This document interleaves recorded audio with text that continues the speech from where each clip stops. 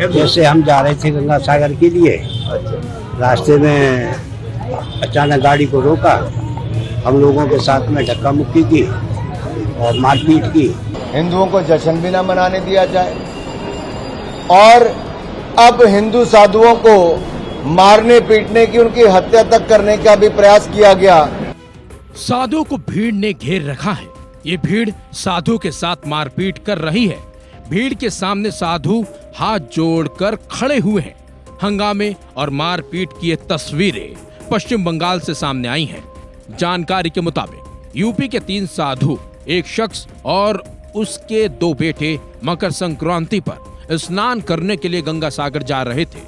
इस दौरान ये लोग रास्ता भटक गए। इसी दौरान इन्होंने लड़कियों से रास्ते के बारे में पूछा तो वो लड़कियां साधुओं को देखकर चिल्लाते हुए मौके से भाग निकली, जिसके बाद स्थानीय लोगों ने इन लोगों को पकड़ लिया और इनके साथ मारपीट करनी शुरू कर दी।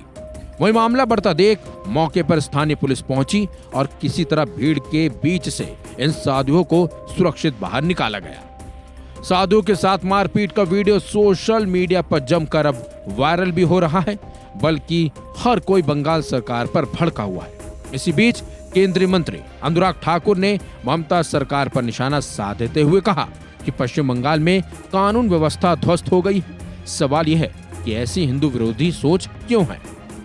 राम जन्म भूमि का अगर शिलान्यास हो तो बंगाल में कर्फ्यू जैसी स्थिति खड़ी कर दे, हिंदुओं को जश्न भी न मनाने दिया जाए और अब हिंदू साधुओं को मारने पीटने की, उनकी हत्या तक करने का भी प्रयास किया गया।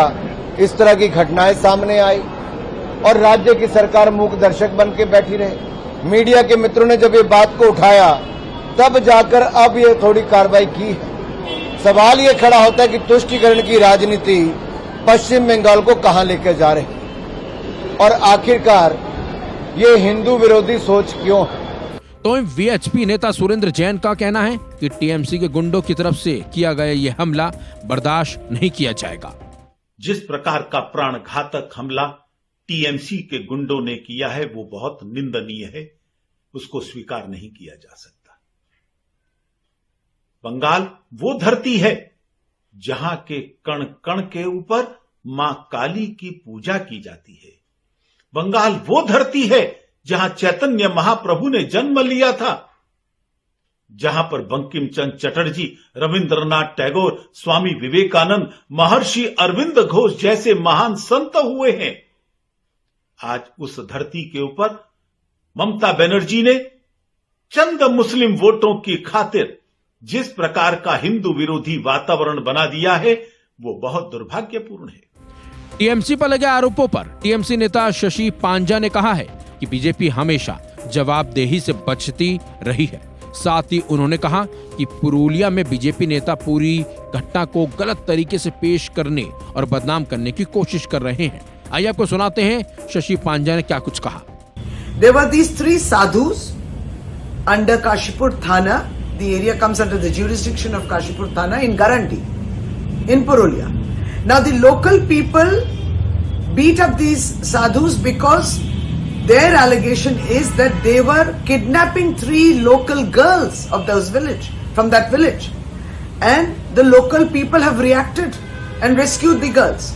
जिन साधुओं के साथ बंगाल में ये मारपीट हुई, इस तरह से भीड़ ने उन्हें घेरा, उन साधुओं का क्या कुछ कहना है, आइए अब आपको उन साधुओं का पूरा बयान भी सुनाते हैं, जिसमें साफ साफ दिख रहा है कि साधु कितने डरे हुए हैं। सर, जैसे हम जा रहे थे गंगा सागर के लिए, रास्ते में अचानक गाड़ी को रोका, हम लोगों के साथ में धक्का मुक्की की और मारपीट की और गाड़ी को तोड़ कर दिया। पुलिस प्रशासन गया, हमको थाने में रख दिया। एक तरफ जहां ममता सरकार की आलोचना हो रही है, वहीं टीएमसी ने इस पूरे मुद्दे को लेकर बीजेपी को घेरा है और बेवजह राजनीति करने का आरोप भी लगाया है। लेकिन सच ये है कि भीड़ ने साधुओं को घेरा और उनके साथ मारपीट की। गनीमत ये रही कि पुलिस मौके पर पहुंच गई। अगर पुलिस मौके पर नहीं पहुंचती तो ये घटना बड़ी भी हो सकती थी। फिलहाल इस खबर में बस इतना ही। अपडेट्स के लिए बने रहिए वन इंडिया हिंदी के साथ।